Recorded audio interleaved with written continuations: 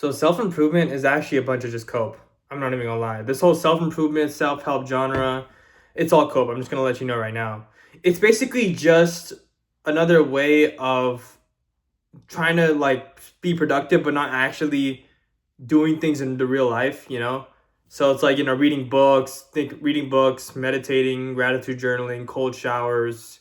I mean, I guess, yeah, those are all cope. Those are all fucking cope. I mean, the only thing that I can think of that's part of self improvement that's not cope is the gym, making money. Other than gym, going to the gym, making money, and like improving your networks, or like something within those three realms, similar to those three realms. Every that those are the only three things, or whatever similar is to that I'm probably forgetting, is the only things that are actually like not cope and self improvement. Everything else is just a bunch of fucking cope.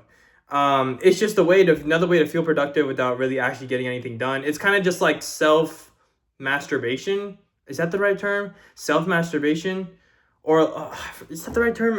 I think you guys know what I'm talking about, right? Where it's just like um the idea of like thinking you're productive and you think you're doing something productive when you're actually not, because it's not really translating anything to the real world.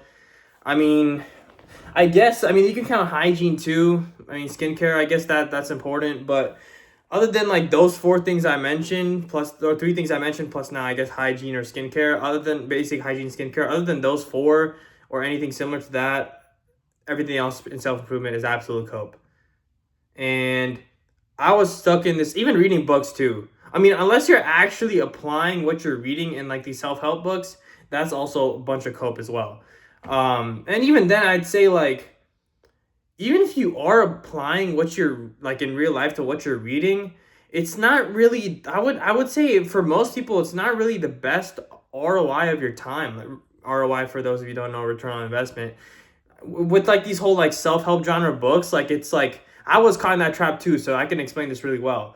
I used to buy a ton of self-help books and thinking it would get me somewhere, and maybe I would actually apply something, but it just, I see self-improvement books as like just a bunch of code, because it's like, it's just simply, to put it down to simply, it's really just the fact that it's not the highest ROI use of your time, at least not for the vast majority of people, I would say.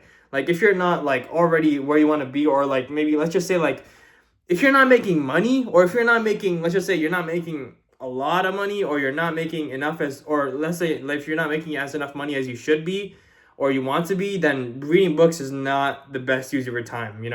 Reading, when I mean reading books, I mean reading self-help books. Even, but reading other shit is like even more cope. Other than the self-improvement genre, like fiction, like, yeah, oh my gosh. I don't know, like, just times are only getting harder, things are only getting more expensive. I don't really see like a point in like spending time wasting my time reading books when like the world is only getting more tougher, like with terms of like financially, economically, and just other stuff as well. Like, I don't know, the only way I can really see reading self-improvement books as not cope is like if you're like already pretty far ahead and you can actually use that book to like help you propel you in terms of make doing those three things, which I said was what, like, if it was only what, hygiene, going to the gym, making money, or like improving your connections or networks, or like actually doing something in the real world that actually gets you moving forward. If your whatever book you're reading doesn't help you immediately do that, or you can't act upon it after reading whatever you read in those books, then it's just a bunch of cope as well. Um, And I say most of the self improvement books are also kind of regurgitated content as well. Like, it's all just kind of like, they're all kind of, let me not say they're all the exact same, but like the overall message is pretty much, the overall theme or message in all the self help books is kind of all the same as well. It's it's just like, it's just repackaged shit. Like, they're all kind of just repackaged versions of each other.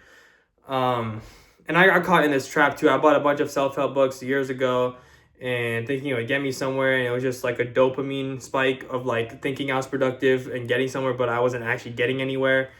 Um, yeah, it's just like, yeah, don't get caught in that trap. I'm telling you right now. Same thing with watching videos. I mean, unless you're actually applying immediately what you learn in whatever videos you watch, then it's also a bunch of cope. Um, Yeah, a lot of shit just in general is just regurgitated stuff, or it's stuff that if you can't immediately act on that actually moves your actual life forward in any sort of meaningful way, then I just see it as cope. It's just really just a bunch of cope. Yeah, don't get caught in the trap.